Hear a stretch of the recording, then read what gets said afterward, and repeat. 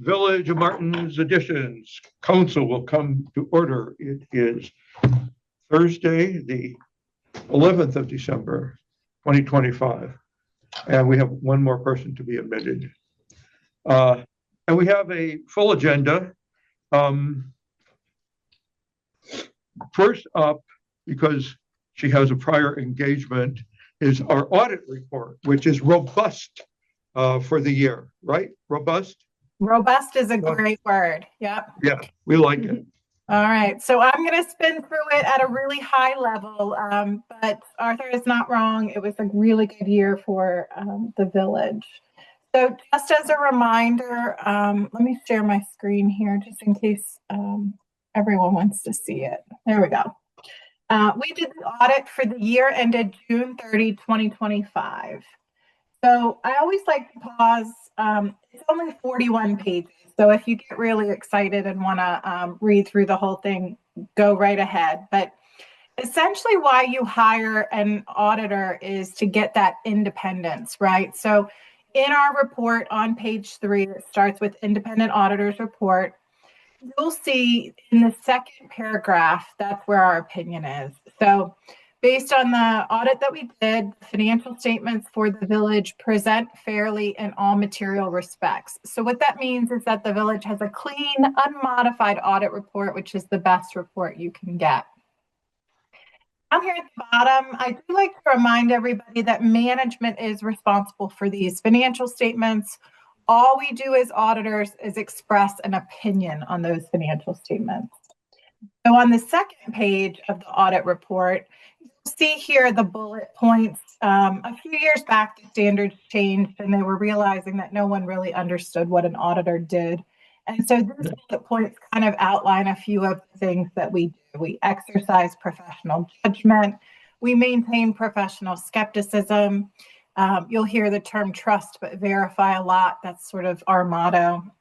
We assess and identify risk. We obtain an understanding of internal control. We evaluate your accounting policies, your accounting estimates. And then we also conclude, in our opinion, whether or not you are a going concern, meaning you're a viable entity for the next 12 months. You also, as a village or a local government, have some required supplementary information that's incorporated into this document. And this last paragraph, because you are still expending ARPA funds, I know one more year, guys, and then we'll be done talking about ARPA, right? You have a second report that talks about internal control over financial reporting and compliance. That's not the single audit level, but it's sort of in the middle. It's the GAS audit, government auditing standards. You'll see the date of the report, October 24th. Everything was due and filed with the state of Maryland by October 31st. So let's take a quick look at some of the numbers. We are going to skip through the management's discussion and analysis pages because those are just a really high-level summary. And we're going to jump right into the numbers. So if you go to Exhibit A1. So on Exhibit A1, this is the statement of net position. Not exactly the same as a balance sheet if you're a for-profit person, but similar, right? So this statement of net position reflects all of the assets of the village and all of its liabilities. So you'll see about halfway down the page, total assets at June 30, $7,385,000. And if you look up above, those rows are all of the different categories of assets. So for the most part, you have $6.2 million of investments and capital assets of a little over $1 million. Well, on the other side, of course, we have liabilities. At any point in time, any organization is going to have liabilities. The village has current liabilities of about $116,000. You also have some long-term liabilities, mostly that state tax credit, the WIN liability from a few years back, about $142,000. So overall, the town had total liabilities of $261,000. about 65,000 of deferred inflows. And then the difference between our assets and our liabilities is what's known as net position. That number at the very bottom. So the net position of the village at June 30, a little over 7 million. Exhibit A2, the very next page, is the statement of program activities. I used to really hate this statement, and now I really come to enjoy it. I think what the thought process behind it was start with expenses and then show how the village funded them. So that first column on the left, you'll see the total governmental activities expenses, about 918,000. We have to record them via the different categories. So you have general government, building and zoning, public works, on and on. We also have, then we have to look at how they were funded. So these other columns are charges for services. So there are certain things where fees are assessed. We also get operating grants and contributions to cover certain things, right? One of the bigger ones is like highway user revenue, police state aid for police protection grants. That was about 552,000. And so if we take our expenses and we, reduce it by the revenues that were generated, the program revenues, it shows we had a shortage of about 343,000. And so that's why you generate taxes, right? To cover any shortage that there might be. So your village had $862,000 of income taxes last year. The other notable general revenue source was interest, just a little bit shy of 300,000 of interest last year.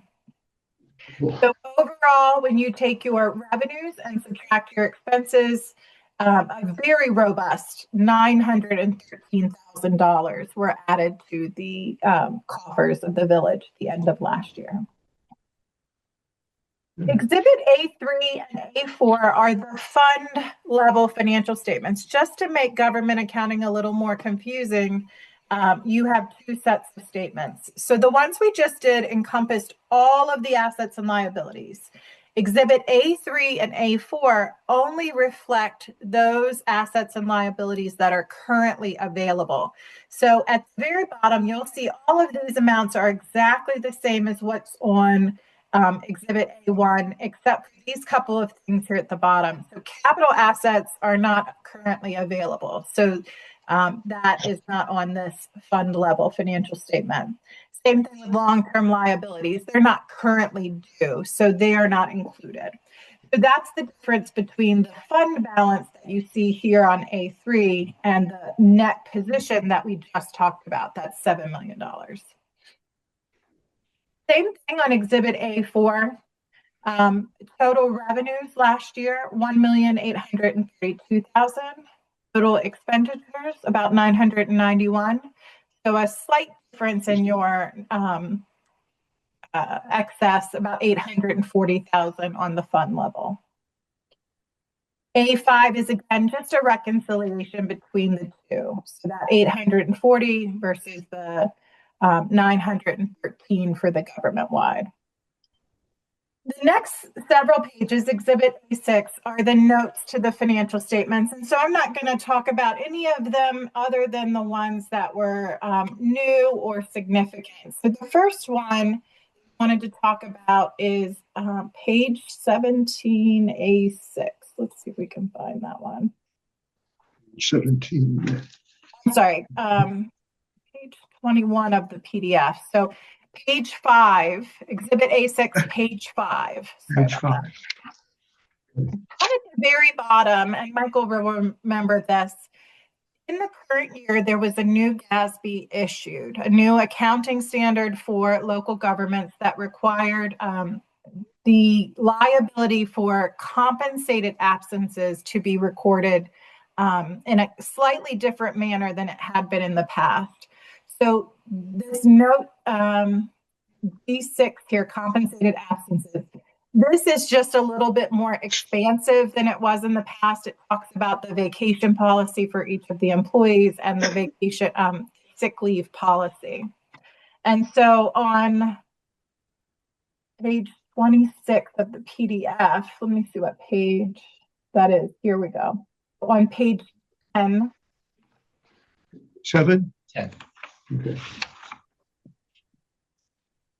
The next note, we'll come back to accrued compensated absences in a minute. Page 10. Just a reminder, you have the lease, right? So this is one of your long-term liabilities is the lease. We recorded that in accordance with GASB 2 years ago. So down here at the bottom, you'll see you have the office space asset that was recorded, net of accumulated depreciation.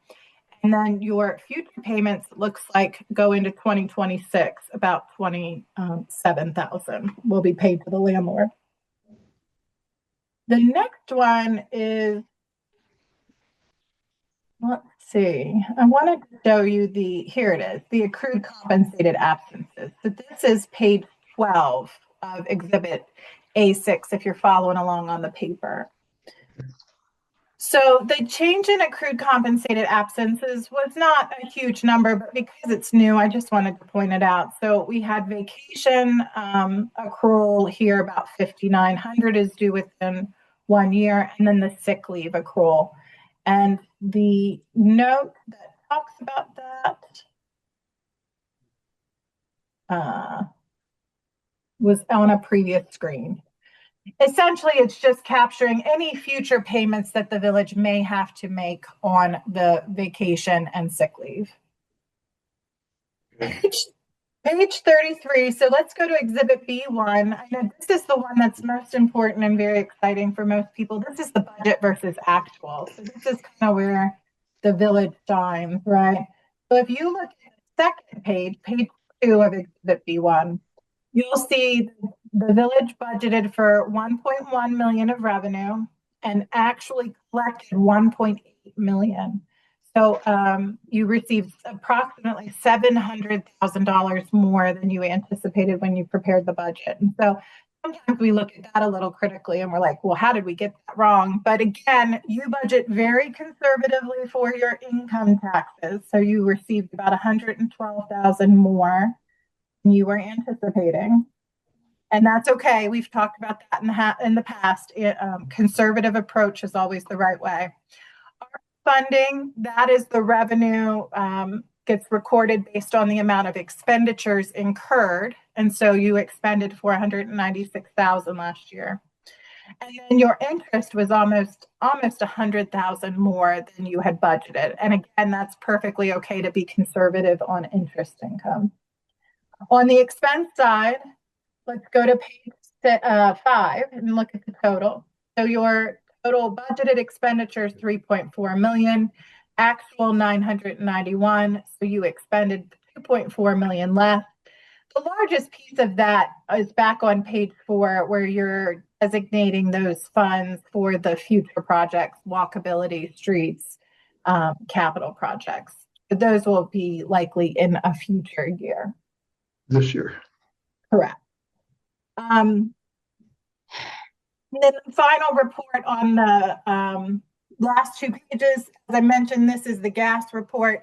This only is in the financial statements in years in which you have federal expenditures. And so what this is saying that we tested internal controls over those expenditures and they were operating effectively. The only other document I have is the 2-page governance letter. Do you guys have that? I'm sorry, 3-page letter as well? Okay. So the only thing I was going to point out, as described in 1D, that's why I couldn't find it. It was in the first one. We did implement GASB 101, which related to compensated absences. Right. It doesn't have a huge material impact on your village because you only have a handful of employees. Corrected and uncorrected misstatements. I will say we only had one material adjustment, and that was really due to timing. So when we start the audit, always that like fourth quarter revenues, there's a couple that are really slow, including highway user, to get that payment to the local governments. Net effect of all adjustments that we proposed was only $8,500. So that's important for you as the council to know, because that means that the internal financial statements you're getting throughout the year are reliable. Our two upcoming GASBs, 103 and 104. These will have very minimal impact on the village. 103 is going to enhance that management's discussion and analysis at the beginning. GASB's still not really happy with how every town has a different set of wording and what they're focusing on. So they're going to try to kind of standardize it a little bit more. And 104 applies to capital assets, some more disclosures. So the statements will be just a little bit longer next year. Okay. In case they weren't long enough. All right. I'm sorry. It's as quick as I can get through 41 pages. Any questions on the numbers? Yeah. Do we have any questions from the council? Let's go to see if residents have, because you have to go very shortly. I do. Yep. I want to see if any residents have any questions on our clean and robust audit for the year. I have to say that it takes a lot of activity to get all the material into the auditors on It behalf really of does. the Yeah. manager. Okay, let's go to the floor. Anyone have any questions? Anyone questions on the audit? I don't see any hands up. Okay. Just one quick comment. Okay. Comment from the treasurer. When do these lights come on? We're waiting.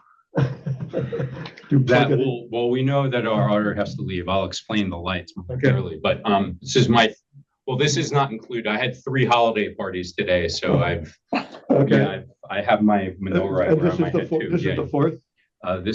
We could make this the 4th.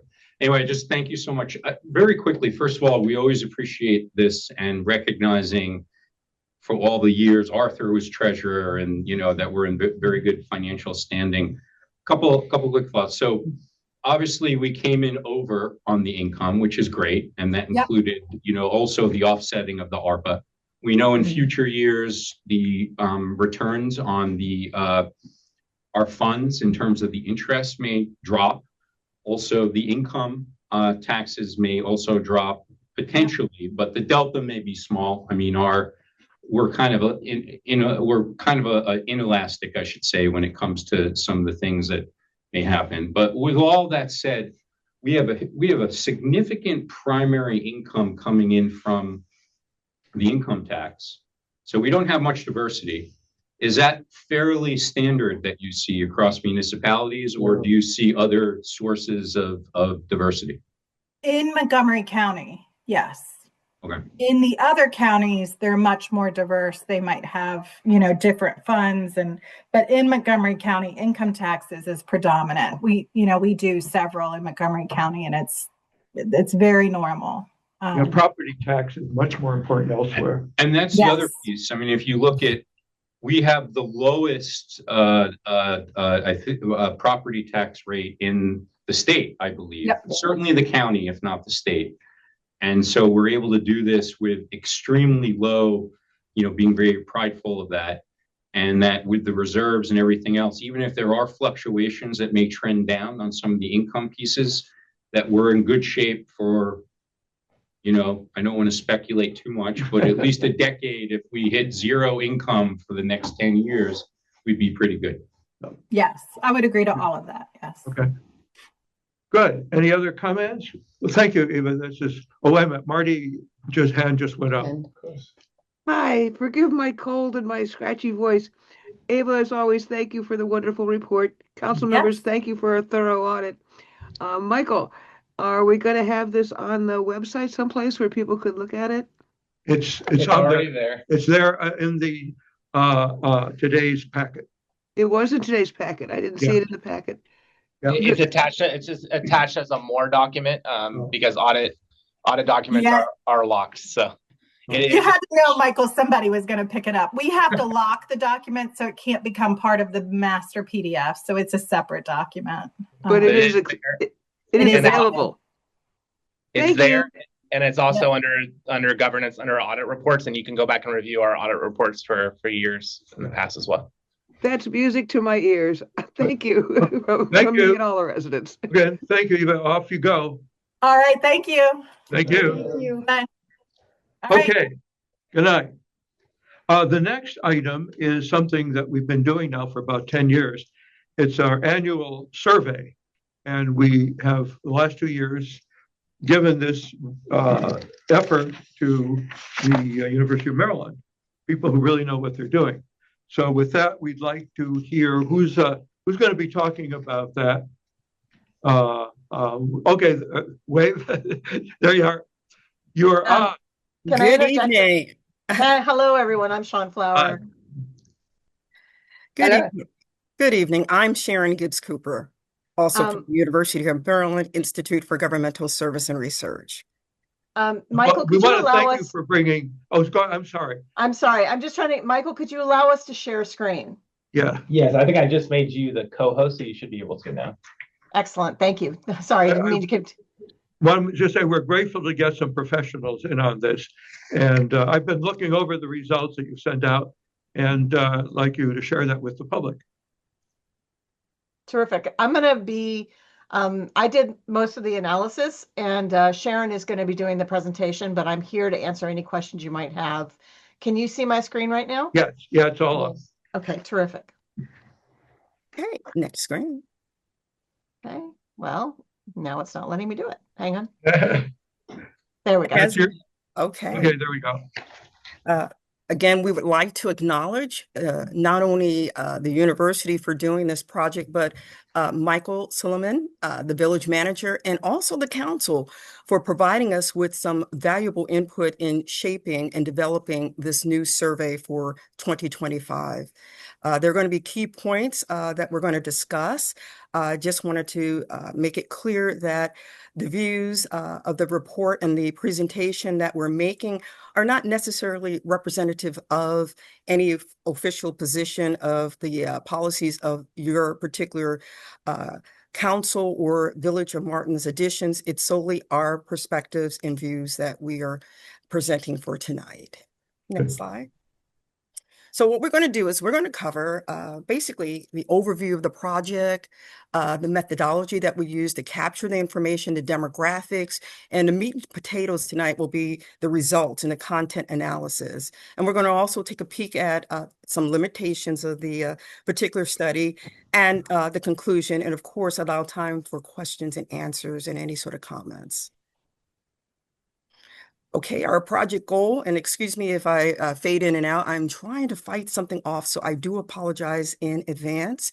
But the overview of what we wanted to do is, again, look at and evaluate past and current performance and gather insights that can contribute to leveraging resources that not only inform operations, but also to build upon effective and efficient ways to serve the community of the village, as well as build a sustainable community as well.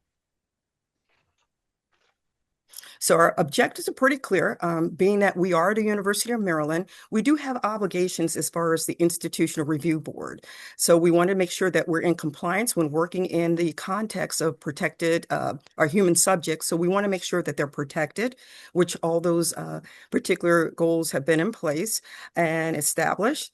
And what we did is we revised and implemented the survey for 2025. So we introduced new questions and elements so we can capture the essence of what the community is doing and the effect of those operations and services. And then what we did is we tabulated and summarized, mainly Sean, sharing this information with you all, as well as the village manager. And in order for you all to be able to take this information to build upon priorities and make informed decisions in better serving the communities at large. Next slide. So what was the modality we used? Pretty much we used the same modality as last year. We used Qualtrics to be able to create and distribute and collect survey responses. We also had paper surveys as well for those who weren't comfortable in using Qualtrics. There were 579, we can go back. Sorry. No worries.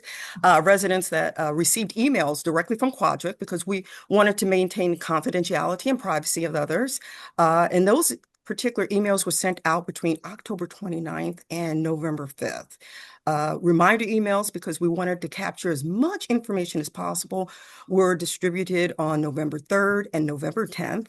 And we received a total of 228 surveys, and that's including 4 paper surveys. There were 3, unfortunately, without consent and 8 blank surveys. So for the purpose of this particular project, we did not include that information in the analysis. So we were looking at 217 remaining surveys with 23 that were partially completed and 194 that were fully completed. And we had a response rate of 38%, which is considered great in the survey world. Good. Next slide. Okay, so the first thing we're going to do is we're going to look at demographics. And the importance of demographics is we want to know basically the attributes of those particular communities that we're serving within the village. We also want, this helps us to look at the DNA of the community, which looks at what services are valued, value systems, connectedness, and other information that will extract what the needs are based upon those particular demographics as well. So in looking at this, you see, we looked at the first area, which is gender and age.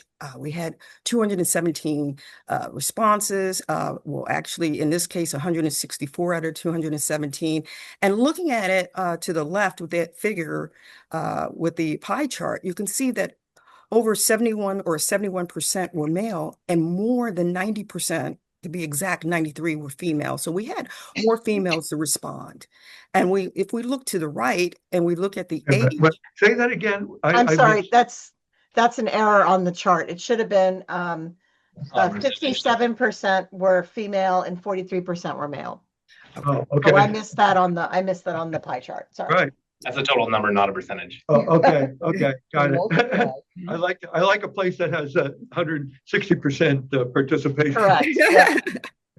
Okay, and then there were 164 residents provided their year of birth, and approximately the average age was between 18 and 93 as far as the respondents.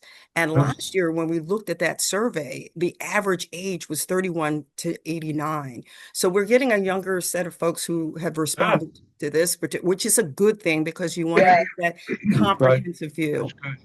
Okay, and the average age, 60 years old. Huh. That was true for last year and for this year. Yeah, that's perfect. Oh, next slide. I'm sorry. And moving on.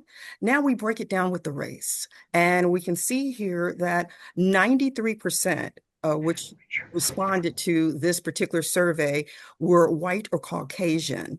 And we did not get any responses from African Americans, American Indian or Alaskan Native, and we have 2% of Asian, Far East, Southeast Asian or Indian, and so forth, Hispanic, Latinx, Arab, North Africa, Middle East, 2%, and multiracial or biracial, 1%, and the others were 0. Good. 93. Now we look at the education. Who are we serving? What is our population like? And we can see in looking at this, just the first look, we can see a majority, which is 36% in this case, that those who responded had master's degrees. Next to that are followed by bachelor's degrees. And then, of course, Juris Doctorate. Doctorate is 12%, and then high school with no degree is 1%, with some college 2%, and associate degree at 2% as well. Good. Now we'll look at the years in the village, which is going to play a role when we get to the end of the survey as well.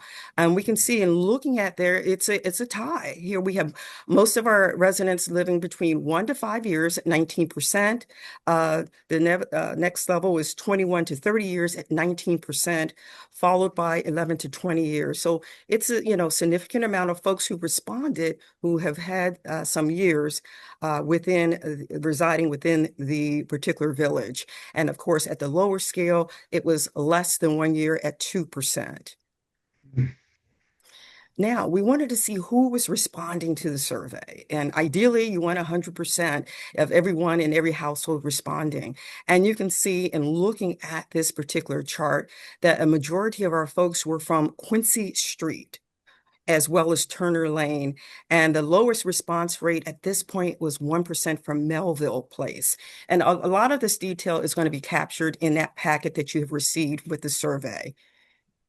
So let me just say that, just to be clear, all of the demographic questions that people had the option to say, I choose not to respond. So that's why there's fewer people with demographic information and with resident streets. So just because Melville has only 1%, that doesn't mean that there was only one person that responded from Melville. That just means that one person, or rather actually there's two people who identified as being on Melville. There may have been others that live on Melville but didn't specify. So that's why these numbers are not exactly at 217 for all the responses. Now, before we get started, I just applaud you all for creating a space that is safe for individuals to be able to share their perceptions and offer opportunities to provide any sort of input and comments and suggestions as well. Our survey was designed to capture data to help measure the effect of village operations. And so we wanted to capture those particular questions, not only to be able to target what is being done and the effect and impact of that as well. But we wanted to look at areas that we not only targeted last year, but some new areas. And our targeted areas surrounded or actually emphasized were communication, both at the village office level as well as the council level, looking at council and committee meetings, elections and so forth, events, services, and more, as far as providing some sort of input and suggestions and doing a comparative analysis at the end. So we just wanted to give you that particular approach. And in a lot of these questions, what we look like at, as Sean had mentioned, not every question was responded to because folks were given the option to skip if they didn't feel comfortable or if they didn't have a need to respond as well. But in doing so, we took a two-pronged approach. And not only did we look at did the person or individual attended or have some sort of contact within the last year or within the year, but also what was the response time when we look at communication for the next set of questions. So we looked at the response time. So we had options, and those particular options were within 2 business days, between 3 and 7 days, more than 7 days, or never received a response. And we can see that 87% of those individuals who responded were actually received a call back or some sort of response within 2 business days. The lowest, of course, is more than 7 days. And then we had 3% with never received a response. And anytime we see something that we call an anomaly or outside of the range, then that presents opportunities to look at, okay, now we have what we call quantitative or statistical information that we're looking at. What we also want you to do is look at those responses in the appendix, because individuals had the opportunity not only to respond to those questions and provide using some sort of choice, but they also had opportunities to enter comments. So that's going to give you an idea of why this may be never response at all. And it's all based upon perception. So looking at those, the appendix with those comments will help to be able to shape why this is occurring and possibly bridge any gaps of misunderstanding. And it's the same thing for the council member response. So at this point, there were 43 responses, 81% within 2 business days, which is great. And then below that is 12%, which is between 3 to 7, 2% more than 7 days, and we saw a 5%, which is never received a response. And again, looking at this, the document itself is created to not only extract the information to prioritize and identify services, but looking for opportunities for improvement. The other thing we looked at is those different platforms that we use to communicate with folks. And in this case, we looked at the Martin's Edition, the monthly newsletter, the weekly wrap-up, email alerts, and the new element that we introduced, which is the text alerts. And we used the scale of 1 to 4. And of course, the higher the value is, more positive. 1, not informative. 2, slightly informative. 3, moderately informative. And 4, very informative. And if we take a look at the first element here, which is the newsletter, we can see there were 203 responses using that range or scale we used below, and the mean was 3.36. And then you can see also with the others, with the weekly response, we had 199 folks with the mean or average being 3.33. And same thing with the emails. There were 203 responses with the mean or average at 3.41, and text alerts 174 with a mean of 319. So we can see if we look at our scale at the bottom that most folks found these particular platforms for communication moderately informative. Did someone have a question? I thought I heard someone try to say something. No, No. an internal point. Okay, Go proceed. okay. Okay, now we're going to take a deeper look at the forms of communication. And you can see at the bottom, it's, labeled monthly newsletter, the number of responses.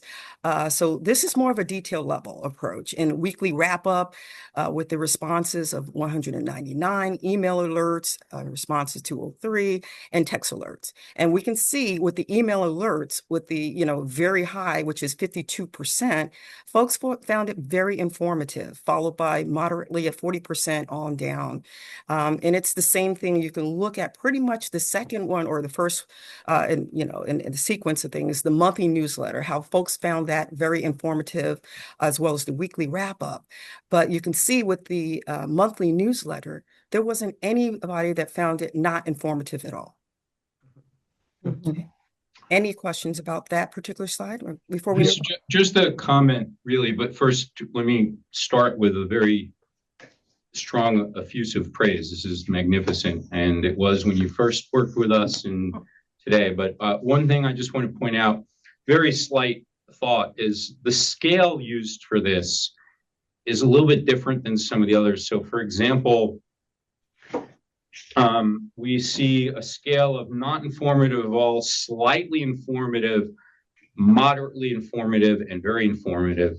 And I just put that out there because you have some other scales that I think are a little bit different. So, for example, in this case, one could argue that the slightly and moderate, folks aren't really going to be able to distinguish, and that the idea would be you could have very informative, then slightly informative. And I would say that this may have biased slightly the results, maybe a little bit lower than perhaps what you would normally get if we maybe segmented it differently. Still high, and it shows, I think, the level of the value of the information. But I would perhaps just look at the scale and say, distinguish between moderately and slightly may not necessarily register for most folks.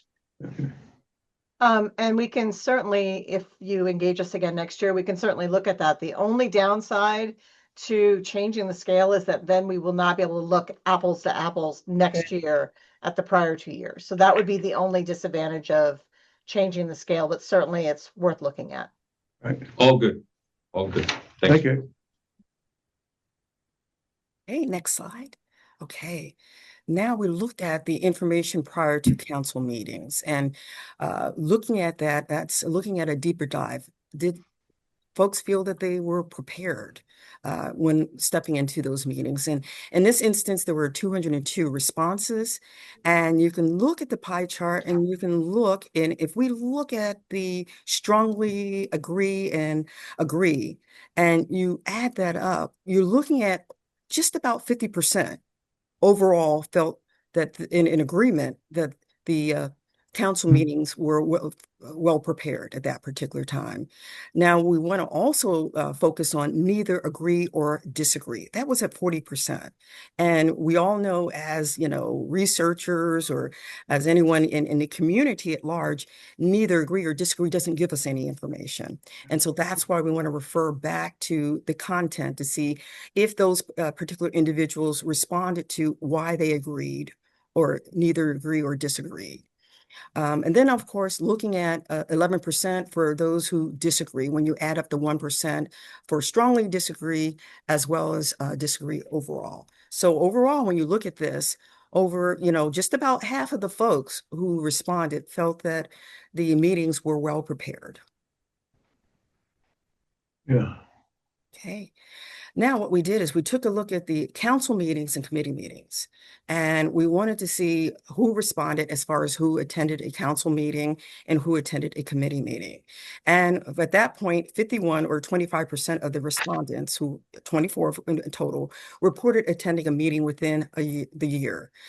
There was an average of 3 or 3.5, which represents neither satisfied or dissatisfied. And again, I encourage a deeper dive just to find out if we can extract more information, possibly if it's not written, at a detailed level in the appendix, but maybe on a separate occasion to be able to extract that information. And then when you look at the committee meetings as well, and you see that 31 or 50%, 15% of the 202 respondents reported attending a meeting within a year. And the average satisfaction was a little over 4.0. Okay, indicating that they were, pretty satisfied with the efficiency of how the meetings were executed. And again, we used the scale of 1 being very dissatisfied through 5 being very satisfied. And of course, the higher the value, the more positive than the response and the perceptions. Okay. We also, as I mentioned to you earlier, introduced new questions and elements, one of which was, had any of the participants considered running for office or serving on a committee? And there were 202 respondents, which represents a number of 40 who actually responded to the question, which represents 20% of the 202 respondents. They stated they considered this option. The remaining, which is 162 or 80%, were asked to engage in the questions about why, or providing suggestions about running for office or serving on a committee. And once we looked at the responses, it basically, they were saying there's a level of commitment or expectation management and roles, and that would help, I guess, them to be able to consider being active in a committee or possibly running for an office. This is Jeff here.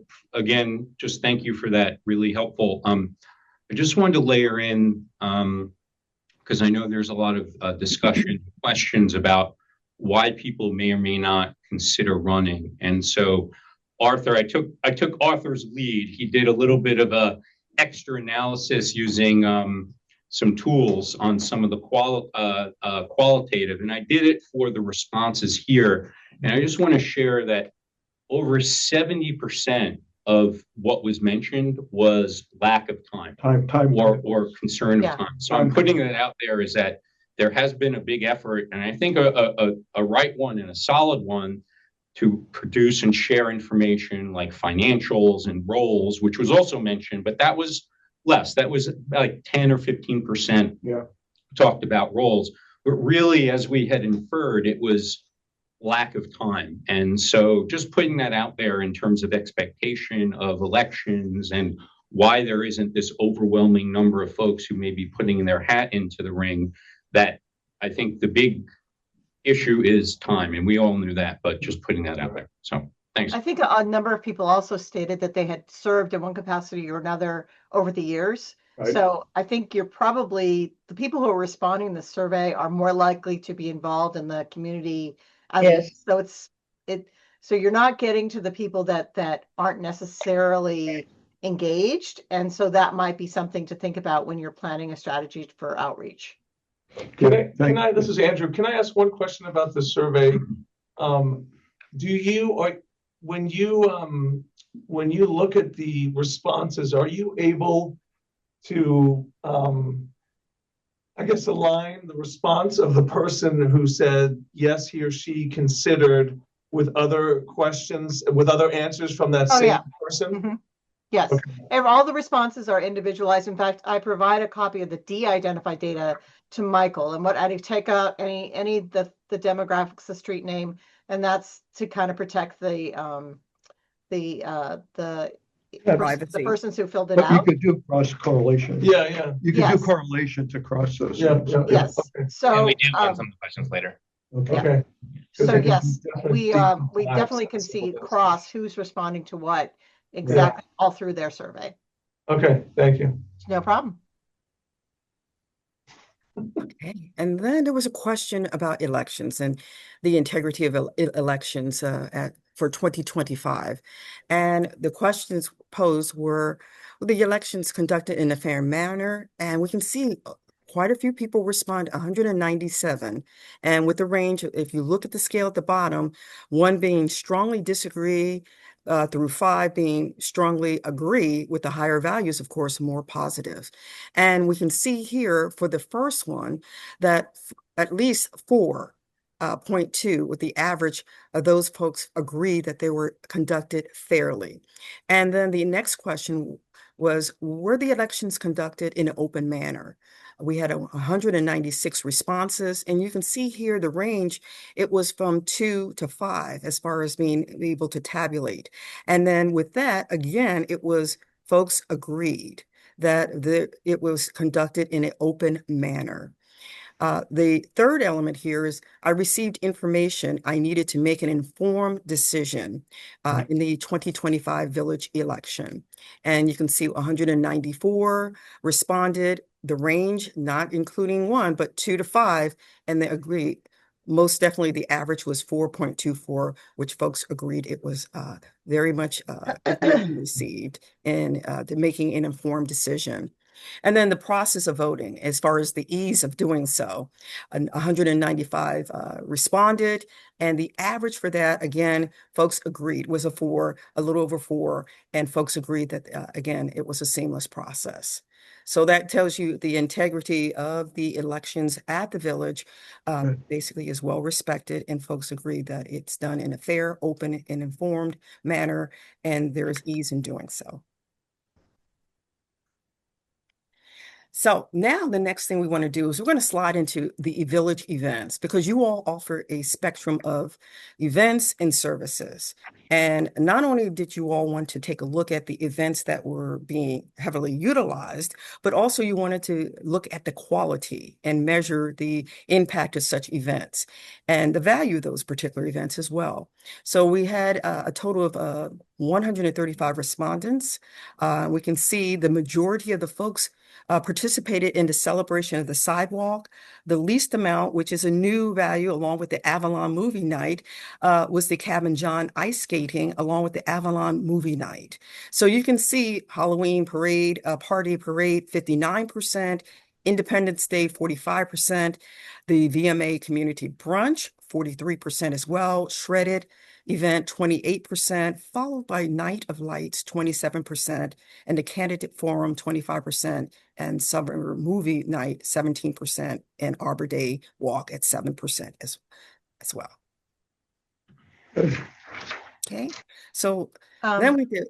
Sharon, I know we're running short on time. Okay. So perhaps we could do less of a line by line and do sort of an overview. And then when we get to the part where we're comparing by gender, I'd be happy to take that over. Okay. Yeah. Very good. Okay, so again, looking at the value or the quality of each event, we went through, and of course we looked at the average, and we can see the highest average here is the VMA, no, not the VMA, the Avalon Movie Night, and you can see that has the highest particular average of folks. Everyone loved it. Yeah, it was very well received. I like the snacks. Yeah. So it was well received, followed, of course, by the community brunch, which I'm assuming the food was excellent for that particular. Yes. And of course, we used the scale from bad, 1 to 5. And of course, the higher the value, that means it's positively received.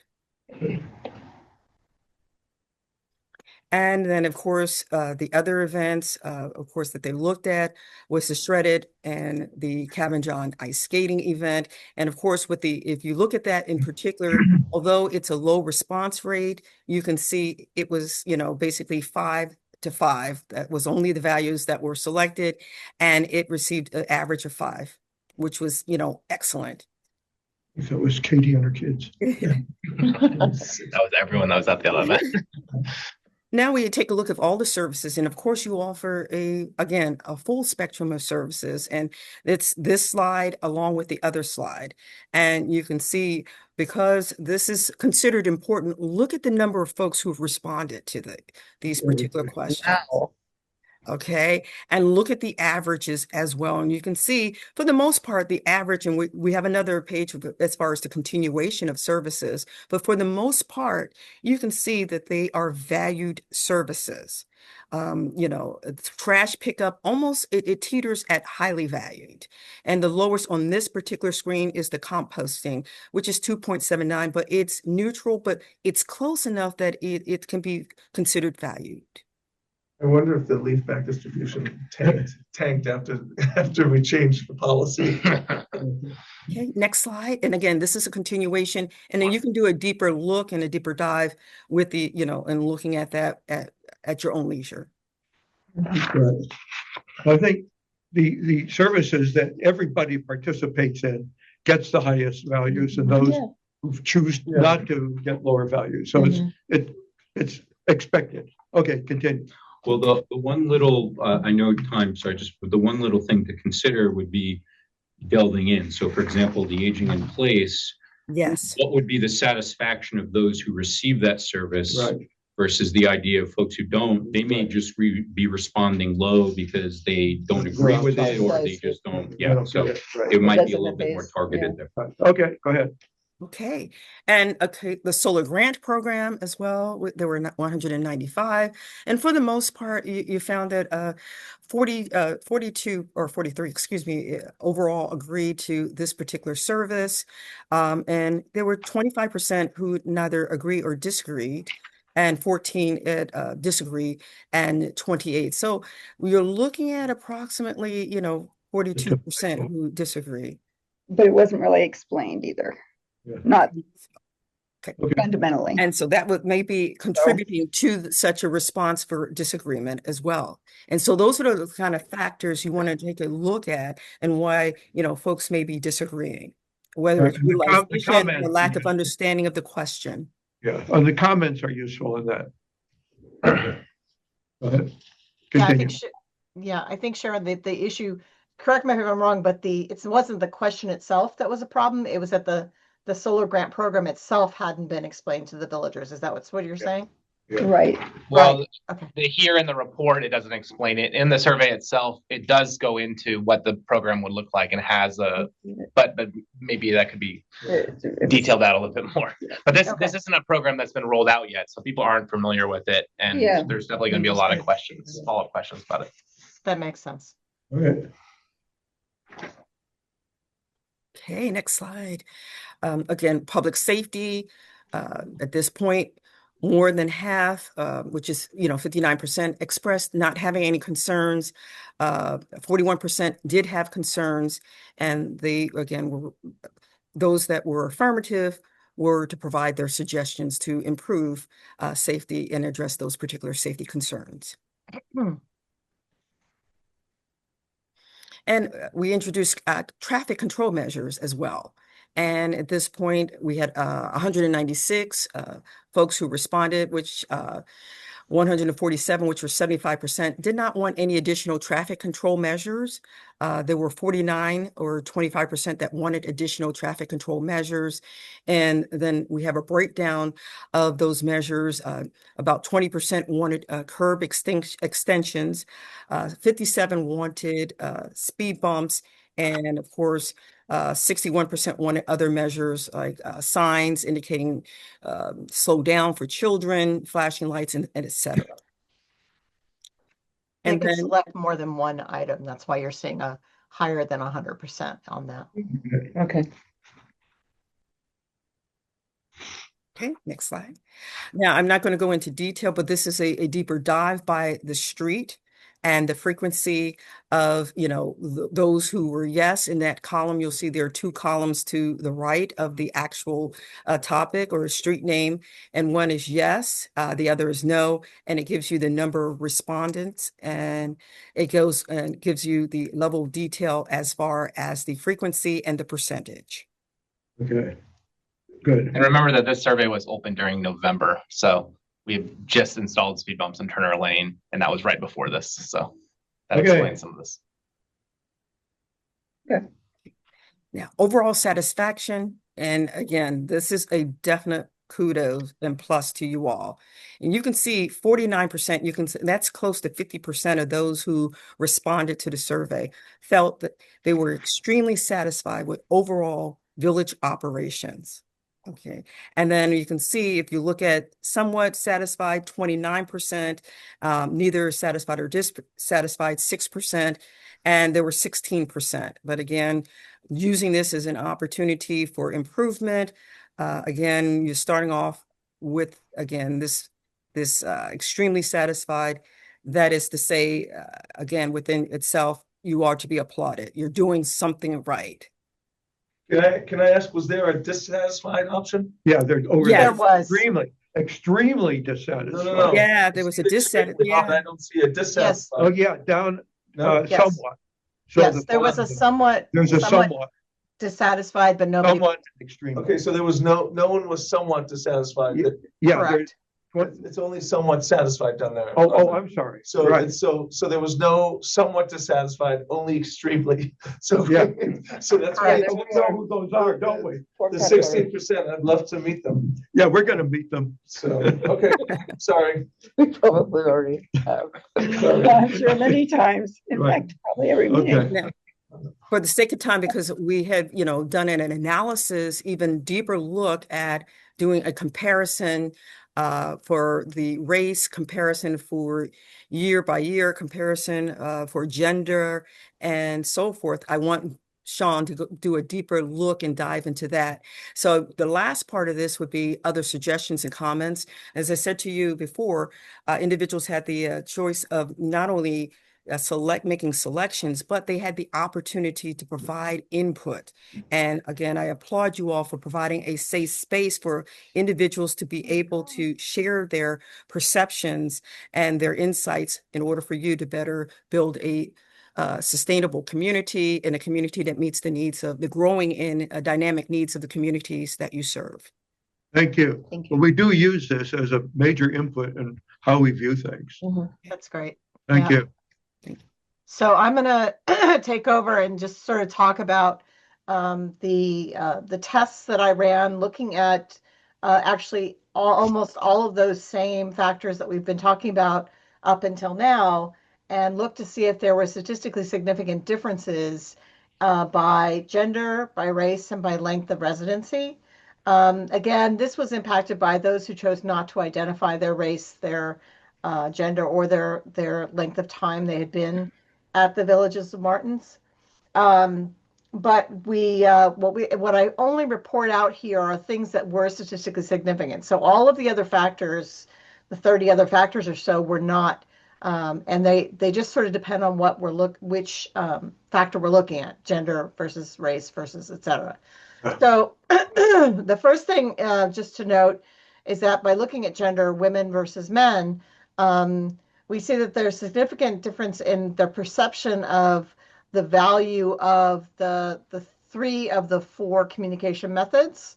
And those are all when there's 1 star, that means it's significant at 0.05, which means there's a 5% chance out of 100 that it could be just a statistical anomaly. So when there's 2 stars, that means it's at 0.01, which means it's a 1% out of 100% possibility that it's just an anomaly.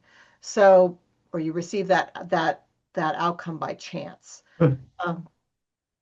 And so and I'm not sure how much utility these differences have for you, but it's just sort of information.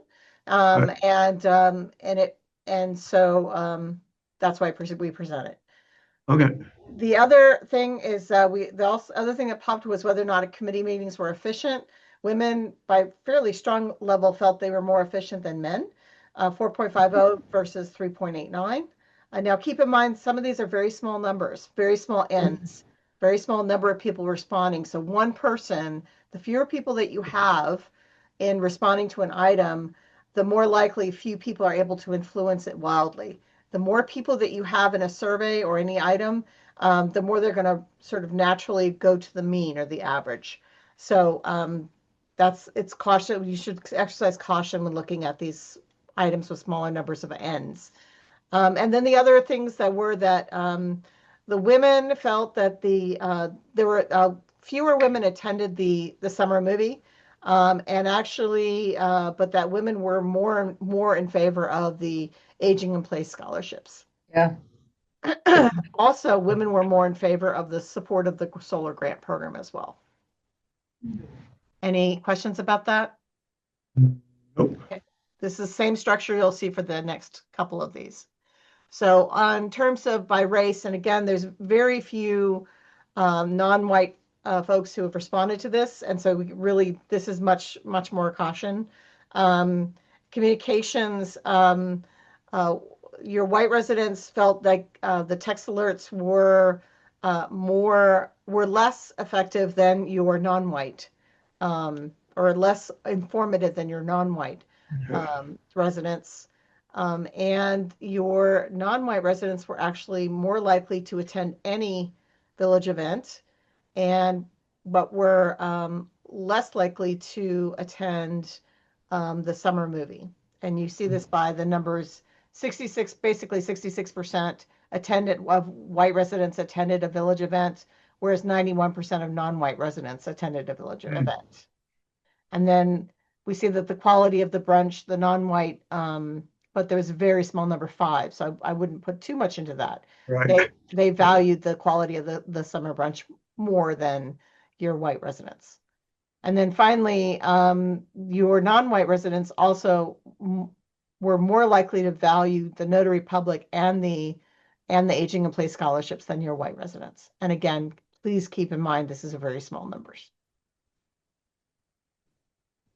Differences by length of residency. This is more equitable, except for the questions that like quality of council election forum, because that's contingent on whether or not they attended and responded to that question. So here we see that there are statistically significant differences between those who were in residency for longer, which is 21 or more years, or less, which is 20 or fewer years.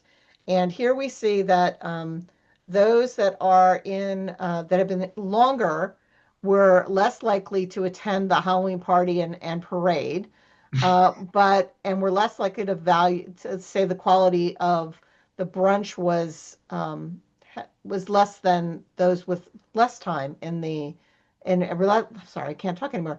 Less time than shorter term residents.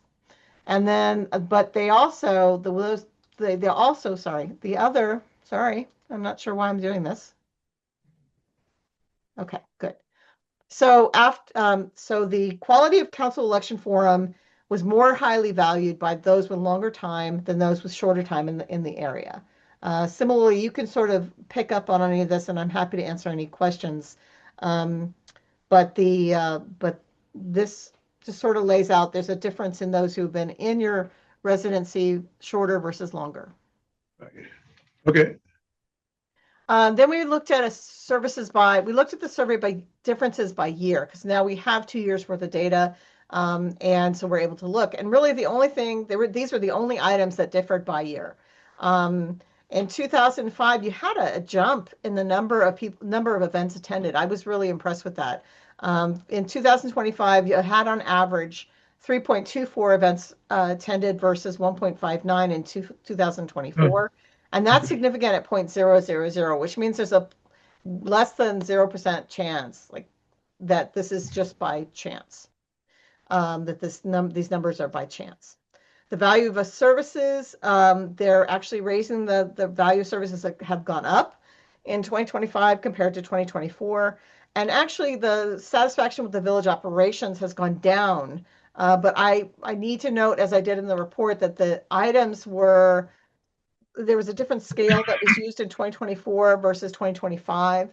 And so if you do this again next year, we should probably decide for sure which scale should be used so that you can start comparing more apples to apples.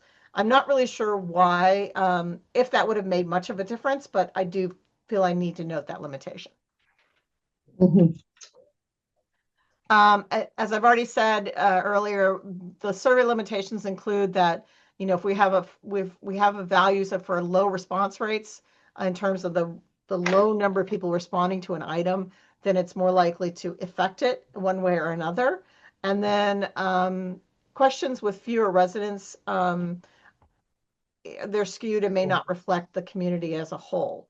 And that's also true of the fact that you have, 579 emails were sent out. And even though there was a 38% response rate, which is great, that's still only 38% of your community. So they may not represent everyone in your community.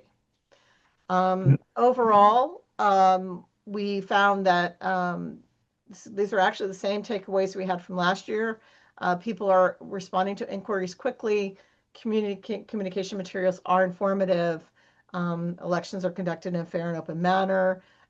Village events are well conducted. Services have value, and their community is generally satisfied with village operations. Good. And I have sorry, a question. we Go ahead. So we have just some areas for improvement. Council and committee meeting efficiency, which we're not adding to tonight, and concerns about public safety. That's a sort of an open-ended question, and you may want to look at that question in the future and see if there's something more you can do with that to get more specific, perhaps. And then overall, if you've got the comments, so you can sort of put context to all of these numerical findings. So so looking at, you do this for other communities too, right? We have, no, actually, personally, this is the only community I've done this for, but I do this type of statistical analysis all the time. So we would be happy to do it with other communities. I was wondering if there were lessons to be learned from other communities, but if we're the pioneer here, I guess not. No, I'm sure there's other communities that do surveys. I'm just saying that I personally do not. You're not working on them. Right. But however, at IGSR, they have worked in College Park as well as a couple other places, right? Greenbelt. So they have done those kinds of, I've not been involved in those projects, but they have done those. But there is staff knowledge there on these other communities. Is there something to tap into in your organization? Well, I suppose what we could do at a minimum is take a look at the reports that were generated from those communities and see if there's something we can mine some diamonds out of them. That we happy. Right. That's what I'm curious about. Can we learn about what other people are doing? It would depend, Sharon. It would depend on if the reports are public knowledge. If they're public knowledge, that's not a problem at all. Exactly. Any other? Okay, well, thank you very much. Well, I just had one quick comment, and I know it's time, but and we can follow up with Michael as well. I think the one thing just that would be and for everyone to understand who's paying attention to this is that number of the 563 that set the sampling frame for the village. Is that based upon eligible voters? Is it plus 18? Because if folks run this, like if you were to just ask that question or look up the census is telling you there's over 1,000 people here and that there may be over 700 people who are plus 18 and eligible. How do we get, just so folks who are looking at this the first time. And we did say that at the beginning of the survey, who's a qualified respondent. You're a resident over the age of 18 years old. So are we saying that in our community of 1,000, we have only 563 people who are over the age of 18? No, we have 579 emails for people. That's how that was decided. So if the village office doesn't have the email for them, or if unfortunately if the office has a single email for one household, then you're only getting one response from that household. So I'm not beating this up too much. I just want to, it's important to recognize, the sampling frame of emails for 563 people over the age of 18. But it's possible, I'm not speculating, but there could be another 100, 150 who are over the age of 18. I have that data on my computer. And I thought the qualified voter pool was. Were those electronic surveys, was one able to fill those out twice if a household only provided one email, only once that Yeah, one survey. there was one situation where that happened, where there's a couple that just has one email, and so we figured out a workaround How to there. allow them to do it But twice. yeah, right. Okay. But otherwise, our voter roll, I think, has 610 people on it right now, so that's about right. There's definitely some people that don't have emails for us though. No, it's all, again, this is just for semantics. And then if we look at the response rate of almost 40% of those who did, of that, that's awesome. Yeah. Right. And that tracks and trends with the number of ballots that are normally returned. So essentially this trends very much with who's voting, who's active as part of our community. So it's really kind of a one-to-one. And I really want the council to be thinking about, and I'm definitely thinking about this from the office perspective, about all the people that aren't responding, all the people that don't come to meetings, all the people that don't vote. We're supposed to be serving those And the people too. 16% that are checked out. very dissatisfied. Yeah. especially. They're gonna, But Well, they're those are maybe the responding. ones that are always Oh, participating. yeah, we know They're those getting a people. door We don't have to knock. seek Right, them out. right, right. okay, moving on. Thank you very much. Yes, You're welcome. Sean, We got, Alexa, do you have something? No, thank Oh, you. okay. Sean and Sharon, it was a pleasure to work with you again this year. Thank you very much. This brings a lot of value to our operations throughout the year. So I really appreciate both of you. And I will send out a follow-up call to you all to kind of debrief and talk about next year as well. Thank Amazing. you. Thank you all, and have a great holiday season. Be blessed. You too. Thank you. Yes. Thank you. I would Thank ask you. that Michael, not to distribute this particular PowerPoint presentation because I want to fix that pie graph. And I also want to take out, there's notes in there from before, so I want to take those out. So in terms of distributing the PowerPoint, please don't do that until I send you a new version. Sure. Okay, thank you. Thank you, everyone. Good night. Thank you. Okay, moving on. We have our weather report. is next with some interesting weather that Yeah, what's I happening? want everybody to pay attention to. It is cold Yeah, and it's gonna get even colder. We're gonna get some snow here. Michael. Saturday night, it's gonna start maybe as a little rain camera. Is it on? and turn over to snow after midnight. We're gonna get 1 to 3 inches. Saturday to Sunday. From Saturday into Sunday morning, it should be out of here very quickly by 9 o'clock, 10 o'clock in the morning on Sunday. Okay. And temperatures are gonna fall all day Sunday. It's gonna be windy, there's gonna be some blowing snow around. And it's gonna be very cold in the teens, so I wanna. No remind bike re- ride for me on Saturday, Sunday. Probably not, Arthur. I wanna Okay. remind residents to let their faucets drip Oh, for a couple of nights. Mhm. But the good news is, and not for Andrew and not for the kids, is that you've heard it here first. I'm looking for temperatures 60 to 70 degrees for Christmas. ah, Crazy. Horrible. And that warm weather, that above normal, much above normal weather will continue into next year, holy cow. into January. You Okay, heard it here first. Staycation. Not Stay good. I'll here. be in New Hampshire. And Okay. That's the weather report. thank you. Kind of interesting weather, interesting time. Very interesting. Yeah. And I think that Michael is going to be kind enough to handle the committee report for me tonight Okay, because I got to turn in. I'm up at 2 o'clock. Keith, okay, good I night. want to say happy birthday and take a muffin there behind you. I'll take that whole thing for your friends. Can I take the whole thing? Sure, you can. Let me get my other stuff here. Why you got one, Jeff, before he takes the whole thing. See you in the morning. I'll give you. Okay, good night. Good night. Okay, we have a handful of residents on hand. You need help with that? You got it? No, I'm good. Well, We will take any comments. step out with me for a minute. I see no hands up. We will then move into, though there is a hand up, Elizabeth Goldberg. So close. Thank you.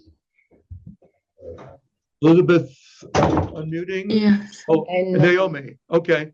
Hi, good evening. I just wanted to make one comment about the survey that was just discussed. And I was wondering if there's any way to make the open-ended comments that residents could enter at the end of the survey public by, sanitizing the, whatever they call, wiping out the names or any identifying information, and consolidating, because I'm sure there were probably a lot of comments that were similar. It would be interesting and helpful to have access to those. And I know that I don't think those have been made available in the past. So I'm just to say. I think it would be useful to all of us, and if it's possible, I encourage you to do so. And we've done that in the past. We'll consider that. Thank you. Okay, thank you. They're in pretty rough form when you look at them, as people's dashing things off, but they're useful. I find them useful. Okay, Naomi? Yes, I wanted to thank Michael and Maria Krakoff on Quincy Street, who live next door to David Krakov on Quincy Street. They hosted our hot chocolate light festival the other day, and it was just lovely and warm and fuzzy. We got to meet with each other. It was just a sweet evening, and I wanted to thank them publicly. Well, thank you. We appreciate that. Okay, thank you. Nice to hear that. Okay, manager's report. Yes.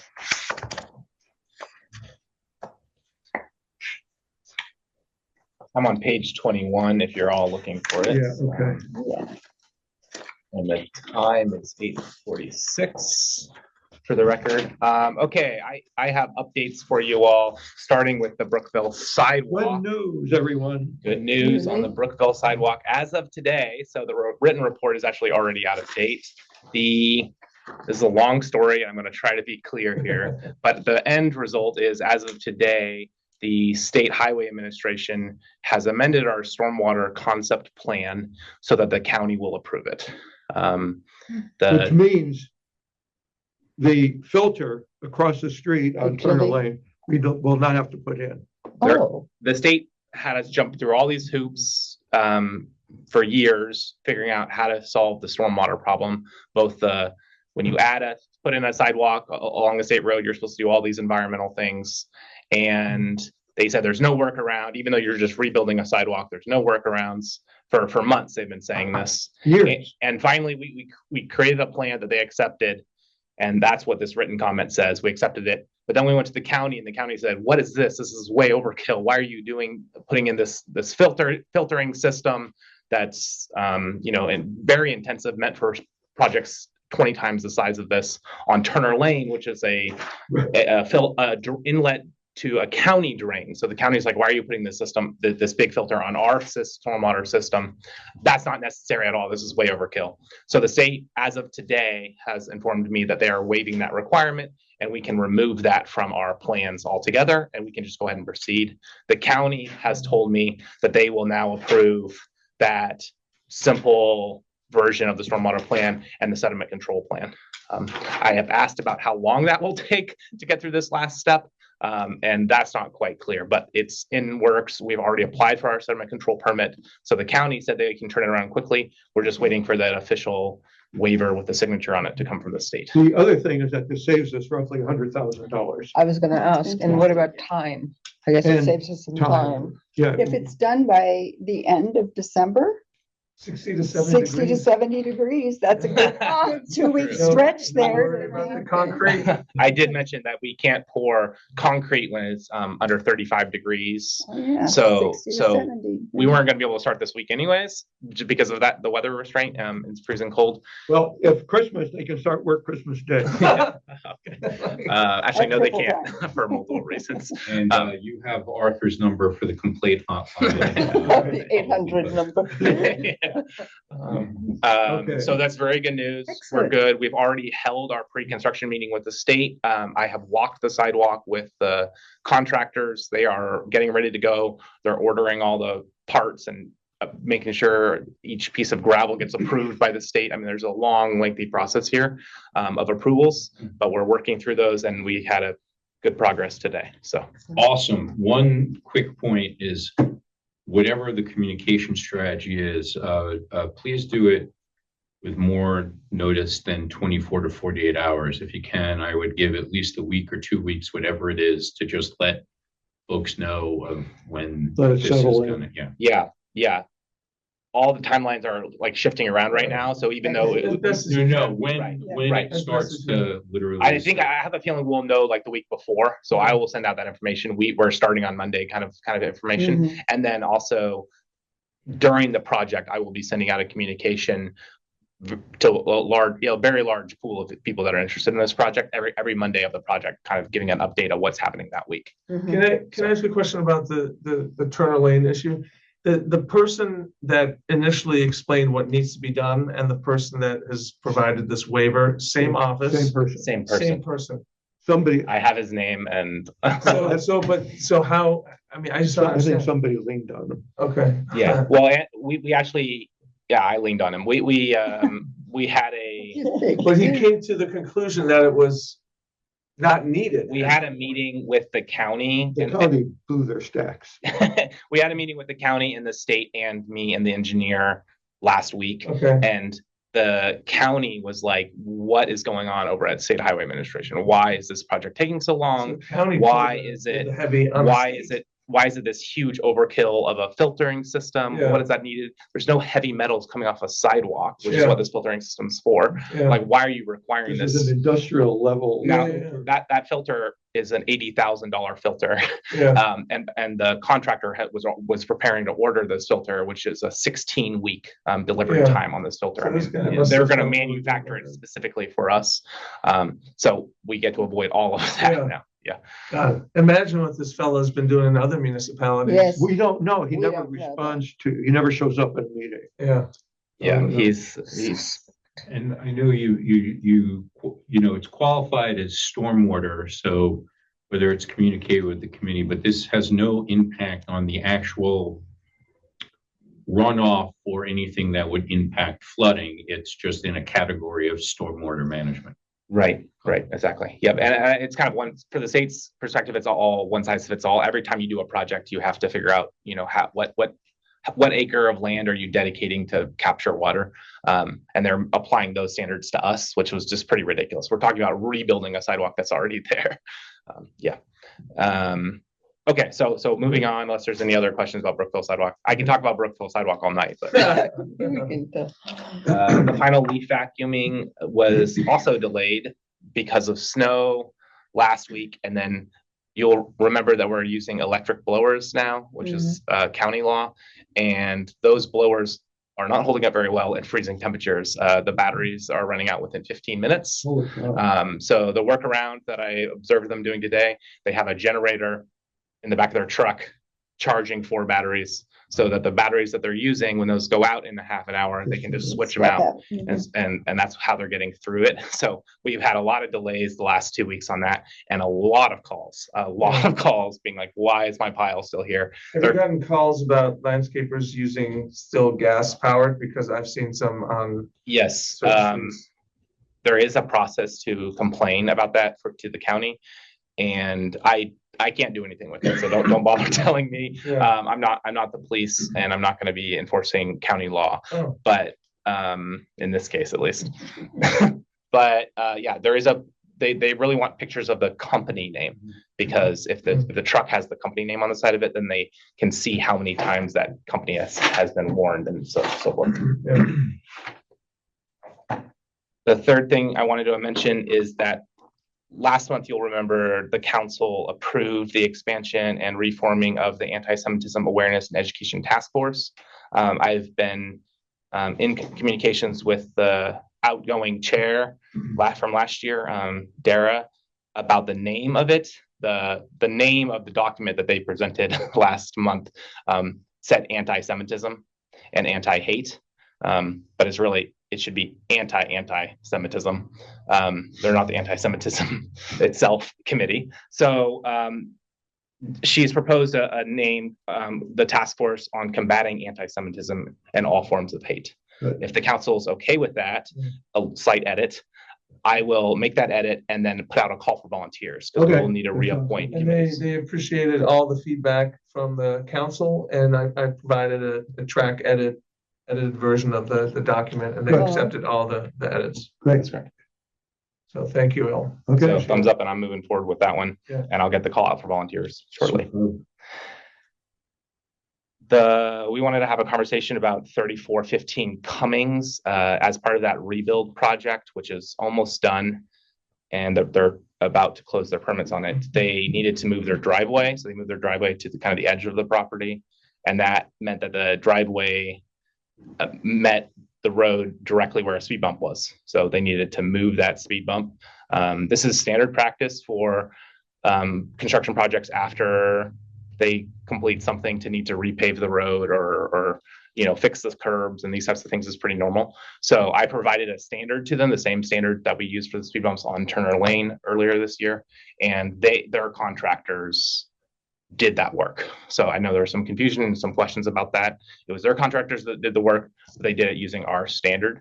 Now, the confusing part of that is that standard that we use is from the county, but seems to be different from the other speed bumps on Cummings Lane. So it is smaller than the other speed bumps on Cummings Lane. Whether we want to continue to use this slightly different standard or whether we want to go back to the old standard that is a much higher hump is a debate. And as we have seen in the survey and elsewhere, the speed bumps are very controversial. Half the people love them, half the people hate them, half the people want them to be taller, half the people want them to be shorter. So that's where that came from and where that happened. And I know there's maybe some. Yeah, and as you mentioned, it is the standard with normal construction. However, we did pay, I don't know, $10,000 or something for the traffic group report to do a comprehensive, more sort of holistic approach to traffic control in the village. And for that reason, as you know, and as Arthur obviously knows, for that reason, when a change was necessary before, we had to have, or we didn't have to, but Niles had the traffic group guy come and confirm that a movement of a speed bump was appropriate in terms of controlling traffic. So that's the reason that there was some question and a hope, or actually an expectation, that in the future, if anyone has a similar project, there would be involvement of traffic group, and that it would make sure that it doesn't in any way interfere with the overall objectives of our plan. I mean, not all, as we discussed, not all speed bumps are created equally here and in the community, but even in our village, as we know, Thornapple. And what's super tricky on Cummings right now is that the removal area looks like that's already a speed bump when you're coming in from Brookville. Like I slow down there and then the speed bump is happening because it's a darker, it's it doesn't have the white, or as we have on Turner, yellow markings. But at any rate, I did an informal survey on Cummings. I stood there watching cars go by, and I think I waited till 7 cars went by. They all slowed down. They all did. I was kind of surprised. Yeah. They really slowed as they approached it, crept over it, and went on their way. So it's effective. I've definitely noticed the slowing down, but then also kind of the flooring. Then you speed up to the next one, which is insane. Right. But I guess that's nothing we can do about it. I'm going to talk about the painted yellow stripe that you mentioned in a minute. So hold that thought. And if there's any other questions about that, I totally agree with Susan's point that when something that's happening, we're moving a speed bump, we probably need to do a larger review of that and maybe even involve the council and make sure you all are aware of what's happening, because you all are going to hear when we move speed bumps, we know we're going to hear feedback one way or the other. So that's my mistake. I should have involved you all in that decision. So I'll just own that and move on. Okay. The fifth thing I wanted to mention on here is the holiday fund is open. Thank you so much to everyone that has brought checks already. You all are super generous. There's a box right here, so you can just, if we're not here, you can just slip it under the door, but we're here most times, so come on by, come say hi. I have requested a quote from the company that Section 3 has used to paint their curbs and intersections, and they've gone kind of wild over there with how much they've painted. And included in that, I've asked, well, specifically, this came out of last month's meeting where we talked about the fire hydrants, and I counted, there's over 20 fire hydrants in Martin's Additions. They're all on that map, detailed on that map. So that's going to be, 20 different projects, plus the speed bumps, and there's even some white lines by stop signs and things like that could be repainted. So I've requested a large quote, maybe with some breakdown there. So a community-wide review of all the lines. Okay, No, good. no 3D painting on the, at the intersections. like Yeah, that. I No do. murals. I do think the cost of these things can add up quite a bit. So I would really prefer to keep it focused and try to avoid some of these other debates. Lots of people want there to be no parking place spots where there currently is parking. So we do want to avoid those conversations because we know, parking is really valuable. We did a project on Quincy Street my first year here to widen the street to save, I think, 2 parking places. That was like $35,000 to save 2 parking spaces in this village. So that is kind of the value that people value on these parking spaces. So even though you don't want there to be a car parked in front of your house or across the street from your house, those are very, very valuable spots. 17,500 per spot. There you go. That was a fun negotiation. That was in my first year on the council, I think. Yeah. Okay. And I'm still attempting to get parking enforcement. I'm going to just leave that on here until I get it. Every report, right. The lower level person responded to me and said, this really isn't my responsibility. You need to talk to this person. And that person, his name is Scott, is copied on the email and he just doesn't respond.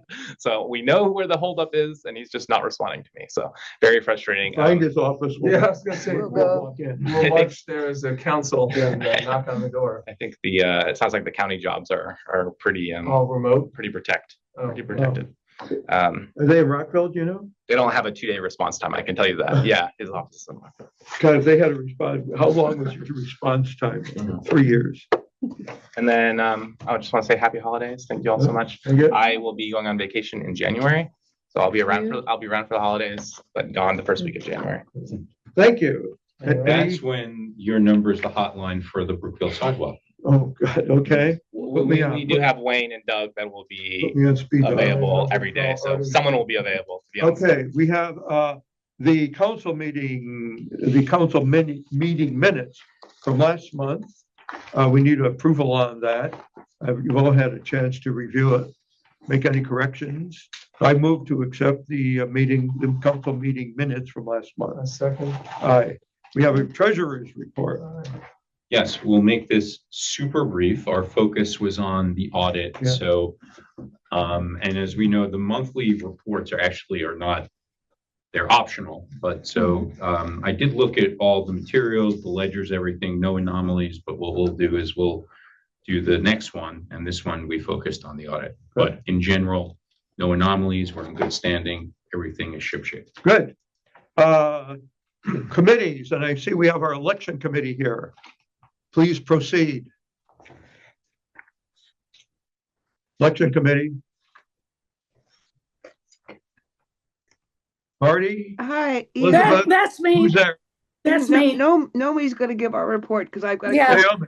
Okay, Naomi, all yours. Yeah. So you have quite a few pages from us.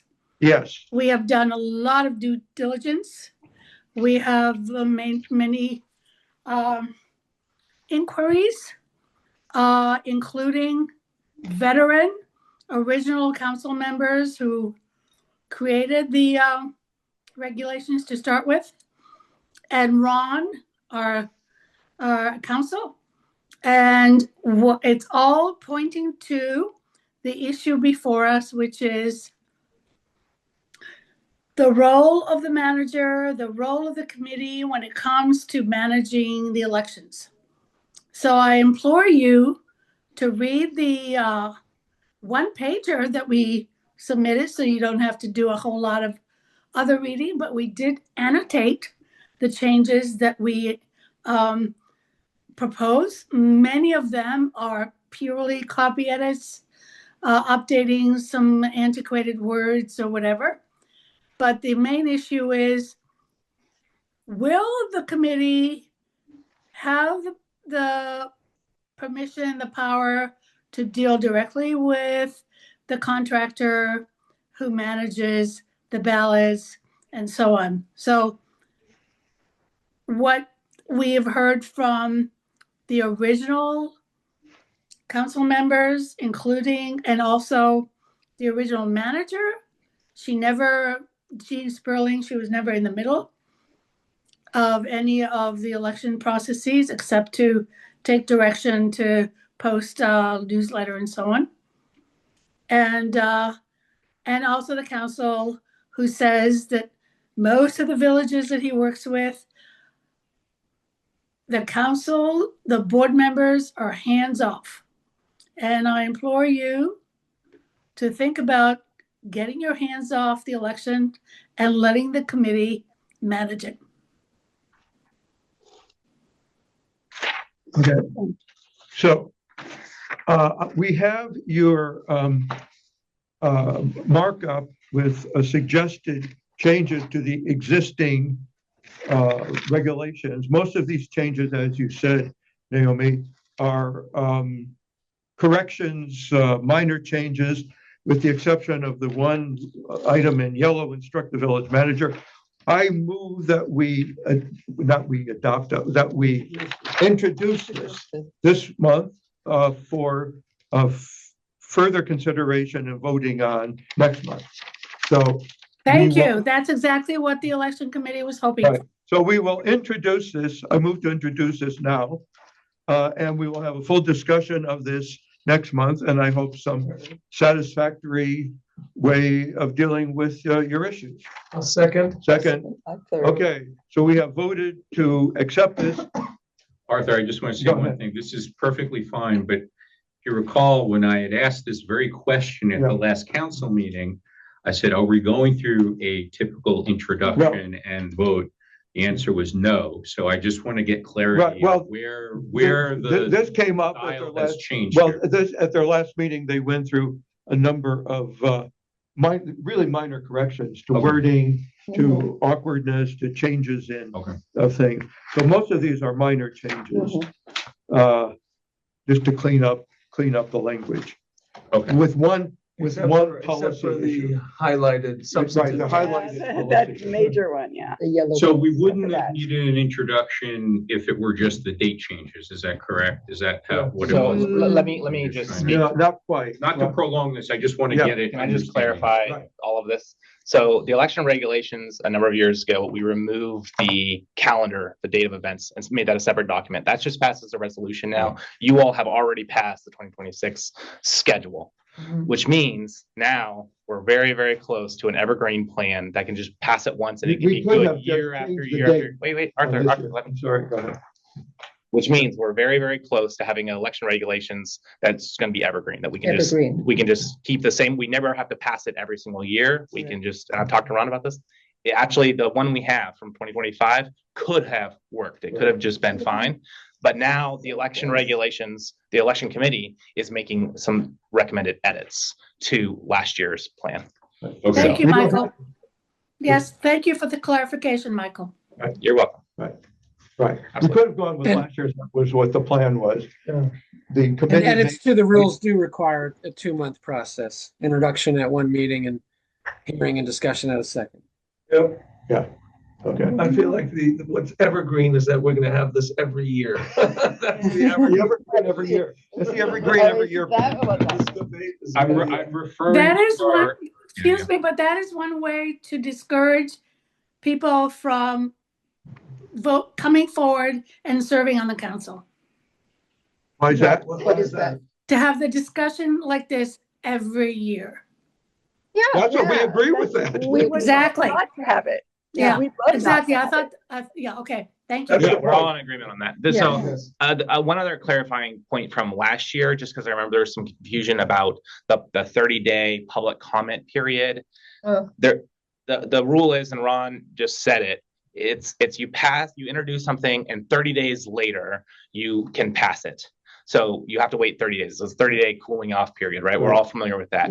The public comment period is not all 30 days. The public comment period is during those 30 days, you have to have a public hearing.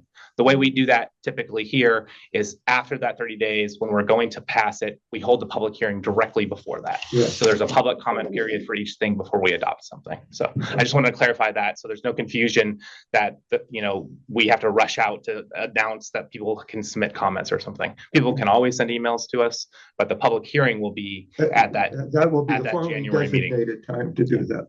Sounds great. Good. And the public hearing is the next council meeting or Yeah. separate from? Just before we pass to adopt something, we need to have a That's the public. council That's the meeting. council meeting. Yeah. It could be a separate meeting. It could Could be be at that separate. meeting. Well, It's easier to just do Typically, it at it's that the meeting. meeting. Right, that's what I And- recall. I just want to point out, since we just did the survey, and it's for as long as I've been on the council, which is now going on 6 years, at any time a question has been asked of our community, how did they feel about how the election was conducted? It's always been. It's very high. always been in the highest percentile of any question that we ask. So I'm saying that as a kudos to anyone who's ever served on the Yeah. election committee, Yeah. but also recognizing that the community is not recognizing the way that how we do our elections or manage them is an issue. Right. And I know that we can always get to 100% satisfaction, but the reality is that there isn't anyone who sees this as an issue. And yes, maybe we can continue to improve, but our community feels that we do it quite well. And I agree with that. And I would say that even before you were on the council, dating back to 2015 or 16, that has been I think we started the surveys in 16. Was it And that 10 has years been, ago? was it And 16? again, that's an that's acknowledgement to anyone who's ever that's been- served on Yeah. the election committees, and that's changed over the years, but everyone who's ever served has really tried their best to do this, and it shows in how our community perceives how these It elections. runs very smoothly. Yeah. It really does. It's a good point. Thank Okay, you. Thank you for there- that, for go that ahead, I'm sorry. appreciation. Yeah, okay, next committee. There are I see Elizabeth, who's also on the water committee. You want to just mention the fact that we heard from a extended discussion with the contractor Bayland. Yes, we had a meeting on Monday night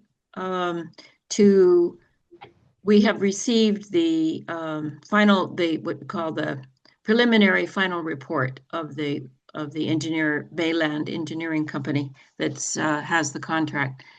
And the committee had we had all put in our comments in a shared SharePoint forum space. And so really the purpose of the meeting was to go over the comments that we had all made. There were about 105 comments between the four of us on the committee to the contractor on the text. So to go over those and to get a common understanding and to work out any of the, little kinks or questions or whatever, so that the next version, which will be a version that'll be presented in a public meeting in January, with residents. It'll be published in advance. They'll have an opportunity to read it, come to the meeting and comment on it. So that's what we did. It was a 2-hour meeting. It was very, very productive. A lot of information passed back and forth, and the contractor was fortunately very open and amenable to the comments that we made. So we've got, we ended up with a good, I think, in a good place and hopefully I'm looking forward to the next version. The idea was to strengthen it, to make it even technically it's very, very good, but we wanted to make it more understandable and accessible exactly for non-experts to understand completely what the issues are. So that's what we were aiming for, and I think she understood completely, and hopefully we'll get that. Good. Thank you, Elizabeth. Sure. And you were going to make a comment? I have something from the CEC. Keith just left, but I did want to mention that the Night of Lights event on Sunday was a great success. We had 5 booths set up around, and we've gotten a lot of feedback and pictures this week. So thank you, a huge thank you to all of the hosts of those tables, and even Andrew for coming out and helping me clean up. Really appreciate everyone. I know there's a shout out to Michael Krakoff on Quincy, but we also had Barbara Sack-Singer on Thornapple, Jimmy Joyce on Chestnut, and Yasmina on Shepherd, that all had their own spins on it and flares and stuff. There was a fire pit on Shepherd, and a cookie competition on Thornapple. So lots of things happening. It's really cute. I think that's kind of the best. Those were well attended, we hear, as opposed to our lonely time here at Turner and Brookville. I probably had the worst of the booths, but it was really fun. We had guests in that night, and Oh, could not make it. And That's lovely. the next event that they're planning is the community brunch at La Ferme again. That is scheduled for March 1st. So mark your calendars and we'll start Okay. sending out notices about that. Okay, I see no more committee people out there. And any more resident comments? I see no hands up. Any comments from the council? A vigorous shaking of head. I have just one question. Yeah, go ahead. So I'm looking at the document starting with 43, which are the annotated red line markup of the regulations. I just have a question.